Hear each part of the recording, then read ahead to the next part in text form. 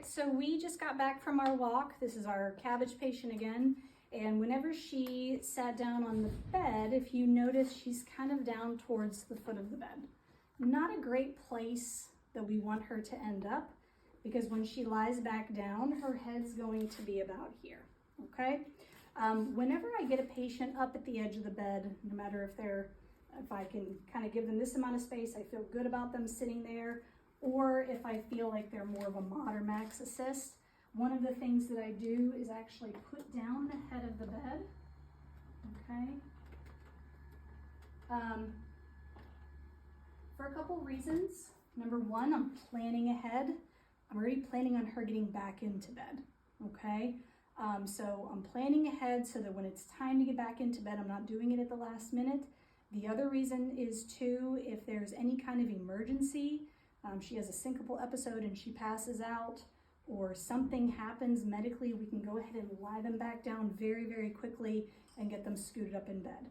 We don't want to be in a pickle whenever they're doing that and the head of the bed is up, okay? So, couple different ways we want to get them to kind of like the upper third of the bed, okay? We can have them do a sit to stand and take a couple steps up. Okay, so are you close enough to the edge of the bed? Kind of shift your weight. Okay, all right. I'm guarding appropriately. I'm not guarding too much. I like to let the patient move on her own, but I'm still there in case something were to happen, okay? So I'm gonna have you go ahead and stand up. You gotta get your nose over your toes, and you gotta stand up right there, okay? I had my knee there to block just in case she had some buckling, okay?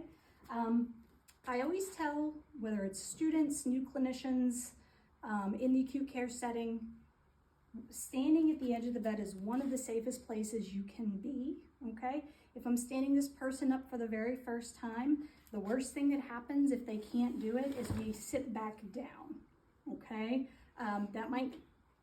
We might be kind of guiding them back to the bed very gently so they make it onto the bed, but that's one of the safest places to perform sit to stand, okay? So this patient is going to go ahead and stand back up. I can have my gait belt on, okay? And what I want you to do is take a couple side steps towards the head of the bed for me.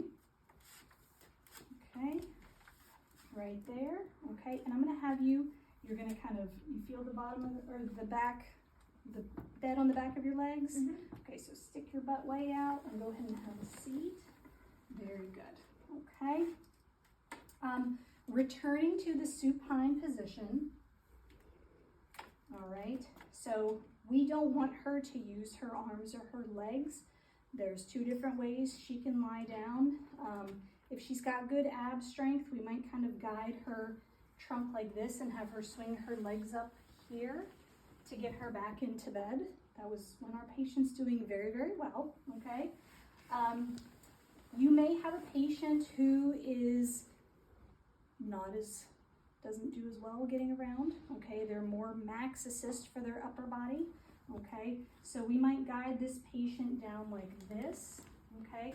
I might hold my hand here to prevent her from rolling back too prematurely, and I'm gonna kind of scoop up their legs and get them back into bed, okay? Now, those aren't just two ways you get somebody back into bed. A lot of it depends on how that person is moving and what kind of cues you are giving to provide normal movement to get that patient back into bed,